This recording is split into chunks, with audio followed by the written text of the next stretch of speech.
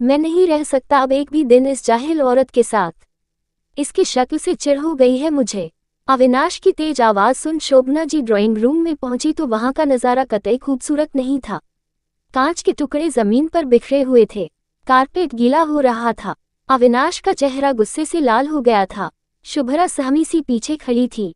क्यों चीख रहा है? क्या हुआ? मम्मी, अब पानी सर के ऊपर आ गया है। अब हम दोनों का साथ रहना नामुमकिन है। गर्म पानी मांगा था गरारे के लिए, खौलता पानी ले आई। मुंह जल गया। शुभ्रा ने अपना पक्ष रखा। पर मम्मी, मैंने तो रोज की ही तरह 30 सेकंड गर्म किया था माइक्रोवेव में, ज्यादा गर्म कैसे हो सकता है? ... देख रही हो मम्मी, कैसे कैंची की तरह जबान चलने लगी है इसकी। कुछ करना होगा इसका। देख रही हूँ ये रोज रोज का हंगामा क्यों हो रहा है, समझ भी रही हूँ।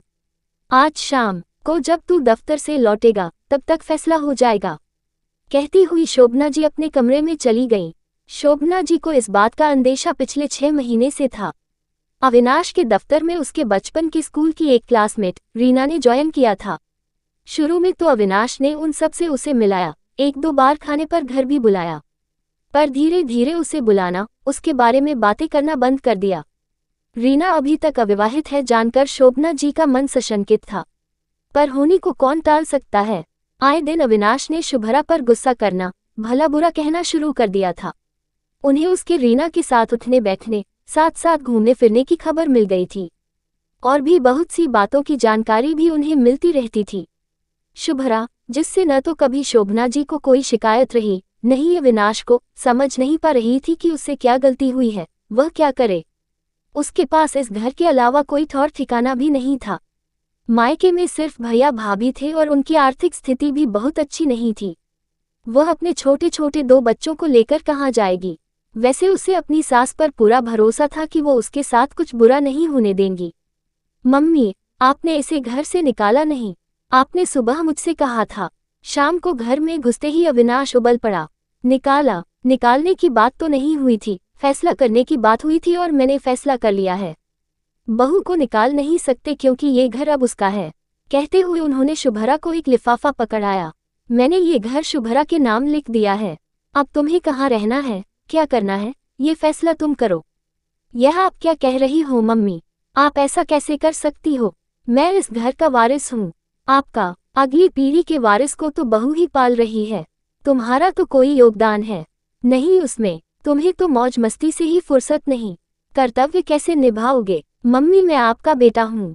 आप मेरे साथ बेटा हो, इसीलिए मैंने पाल पोस कर तुम्हें बड़ा कर दिया, अच्छी शिक्षा दी, संस्कार भी अच्छे ही दिए थे। पर खैर, मेरा कर्तव्य पूरा हुआ। अब जब इस उम्र में मुझे सेवा शुश्रूषा की जरूरत है तो वह सब तो बहू ही कर रही है। तुम्हें तो घर के लिए वक्त ही नहीं। मम्मी, आपने मेरे साथ अच्छा नहीं किया। मैं जा रहा हूँ, इसके साथ अब एक छत के नीचे और नहीं रह सकता। ये तुम्हारा भी घर है, मेरे लिए तुम और शुभ्रा अलग नहीं हो। इस घर के दरवाजे तुम्हारे लिए सदा खुले रहेंगे। और हाँ, एक बात और, अपनी दोस्त, क्या नाम है? हाँ, रीना, उसको भी बता देना कि ये 5 करोड़ का बंगला मैंने बहू के नाम लिख दिया है। एक पीढ़ी का फर्क होता है सास और बहू में, तो सोचो विचारों और सोच में कितना फर्क होगा। पहले जमाने के लोग संस्कारी, त्यागी, शांत, मेहनत, कंजूस, गरीब तथा समझौते वाले प्राय होते थे, खासकर औरतें जो आज सास बन गई, और नए जमाने के लोग बिल्कुल उसके उल्टे होते हैं। एक वजह होती है बहू के माता पिता का काफी ज्यादा इंटरफेरेंस, अपनी बेटी के प्यार के मोहताज, अपनी बेटी को अनजाने में ही बिगाड़ देना। एक वजह सास अपने बेटे का प्यार ही सिर्फ पहले माता के लिए था, अब बहू के लिए ज्यादा झुकाव, माता की तरफ कम होते जाना, जो माता स्वीकार ही नहीं कर पाती। क्योंकि पहले की औरत गरीबी, सब्र और शांति के माहौल में हमेशा रही, आज की पीढ़ी के लिए यह एक गुलामी महसूस करना, यही मुख्य कारण है जी। बाकी रोक आज़ादी में खलल, घर का कामकाज, छोटे छोटे मुद्दे भी जिम्मेवार होते हैं जी। अगर आपको हमारी यह कहानी अच्छी लगी हो तो आप इस वीडियो को लाइक करें, हमारे चैनल को सब्सक्राइब करें और हो सके तो उससे ज़्यादा शेयर करें। शेयर करना ना भूलिएगा। धन्यवाद।